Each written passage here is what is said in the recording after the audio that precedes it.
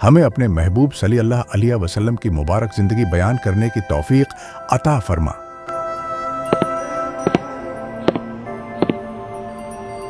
अल्हम्दुलिल्लाहि रब्बिल आलमीन अर्रहमानिर रहीम मालिकि यौमिद्दीन।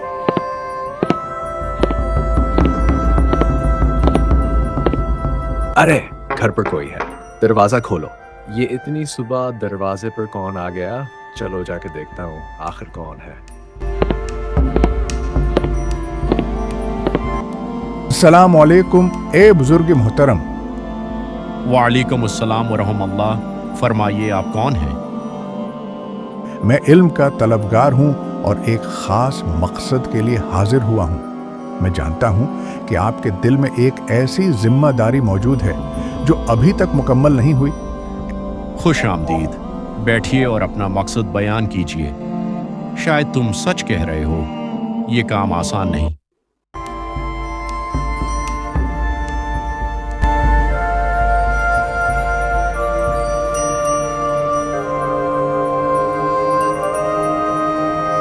ए मोहतरम बुजुर्ग, हिम्मत को रसूल रहमत सल्लल्लाहु अलैहि वसल्लम की ज़िंदगी के बारे में जानने की ज़रूरत है। वो ज़िंदगी काम आसान नहीं, क्योंकि नबी करीम सल्लल्लाहु अलैहि वसल्लम की सीरत बयान करना सिर्फ एक किस्सा सुनाना नहीं, बल्कि एक अमानत अदा करना है। मुझे खौफ है कि कहीं मैं कोई बात गलत ना बयान कर दूं। तुम्हारी बात दुरुस्त है।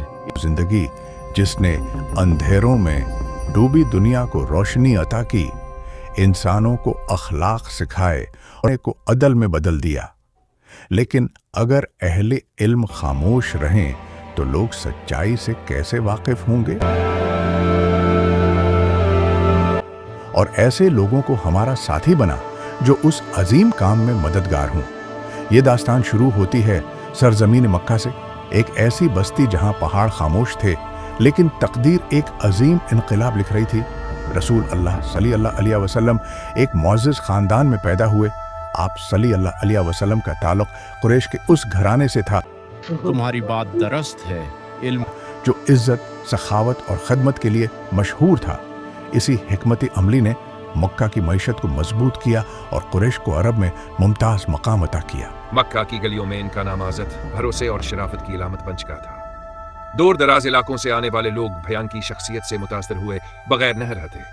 उनकी मजलिस में बैठना लोगों के लिए फख्र और इज्जत की बात समझी जाती।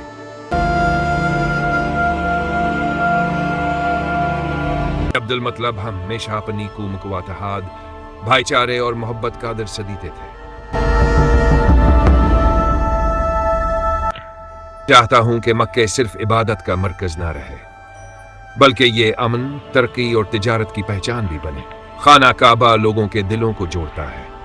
अब वक्त आ गया है कि मक्के लोगों के रास्ते भी जोड़े। ए हाशिम, तुम्हारी सोच हमेशा मक्का की भलाई के गिर्द घूमती है। हर वक्त इस शहर के मुस्तकबल की फिक्र करते रहते हो। कभी इबादत के बारे में सोचते हो, कभी लोगों के अमन और सुकून की बात करते हो। मैंने मुख्तलिफ कबाइल से ताल्लुकात मजबूत किए। शमाल के कबाइल से अमन के मुआहदे तय पा चुके हैं। जनूब के सरदार भी हमारे साथ खड़े हैं। एक सफर के दौरान हाशिम की मुलाकात एक बावकार खातून से हुई। उनके अखलाक और वकार ने हाशिम को मुतासिर किया और जल्द ही दोनों का निकाह हो गया।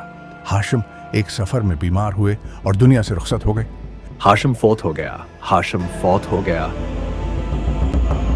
उनके पीछे एक नन्हा बच्चा रह गया जो आगे चलकर अब्दुल मुत्तलब के नाम से मशहूर हुआ। बेटा, तुम्हारे वालिद वफात पा गए हैं। नहीं,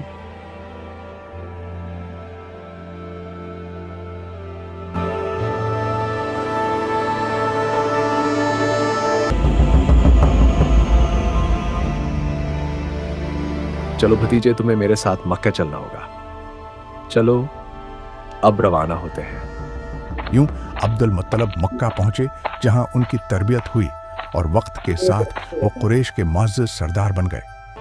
एक रात अब्दुल मुत्तलब ने अजीब ख्वाब देखा। उनके दिल में यकीन पैदा हुआ कि ये आम ख्वाब नहीं।